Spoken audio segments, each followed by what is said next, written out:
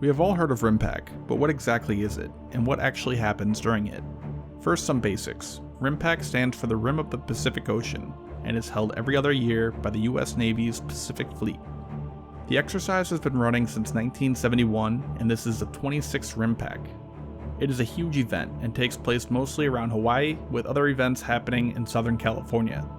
It is the world's largest maritime exercise currently held. This year, 25 nations, 46 ships, 5 submarines, over 200 aircraft, and 25,000 personnel are participating in the exercise. It will run from the 27th of June to the 2nd of August.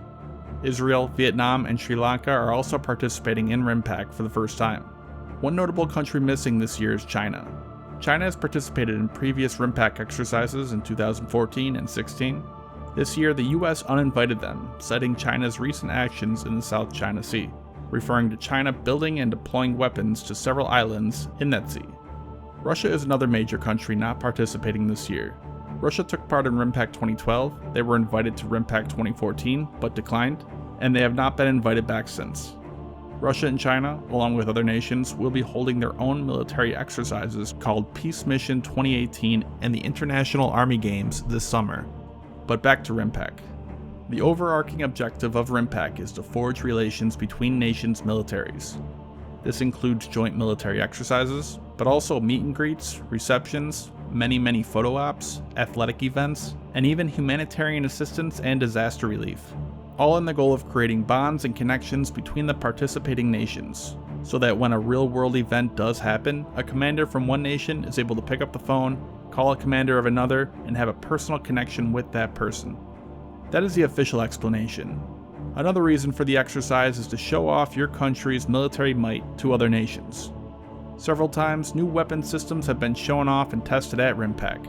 For example, this year the US Navy is bringing its newly commissioned USS Portland, an amphibious transport ship that will be armed with the LAWS laser system, and a test launching of the new LRASM anti-ship missile. Rimpac is broken down into phases. First is Harbor or Port Phase, during which events, meetings, athletics, along with amphibious, urban combat, and various other drills take place. After this is the Sea Phase, where live weapons tests and naval drills and maneuvers occur. And finally, Rimpac is wrapped up with nations playing out specific scenarios, combining all aspects of warfare. As of writing this, Harbor Phase has just ended and Sea Phase is set to begin. Sea Phase is when we get to see all the cool missile tests, so unfortunately I do not have footage of them yet to show you, but all sorts of weapons are tested. Torpedoes, bombs, guns, surface-to-air missiles, and anti-ship missiles, just to name a few. Most of these weapons will be fired at simulated targets, meaning they will just fly off into the air hitting nothing, and as long as they reach the point on the radar or sonar screens where the simulated target is, it will be judged a success. However, there will be some real targets as well. The US call it SINKX, where an old, decommissioned naval ship will be used as a target.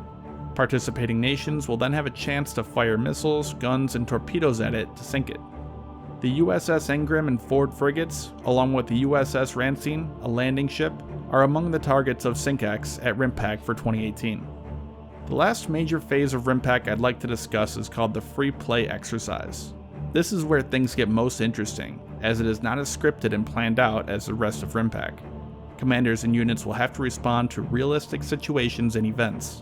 These involve everything from aircraft, to naval ships, submarines, and even an amphibious landing. In total, it consists of several thousand personnel, dozens of aircraft, landing ships, and much more, with both an attacking and opposing force.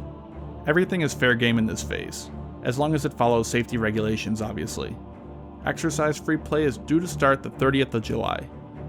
Rimpac wraps up with a closing ceremony and summary of the exercises, after which each nation will depart on their separate ways with the knowledge and personal relationships they made at Rimpac.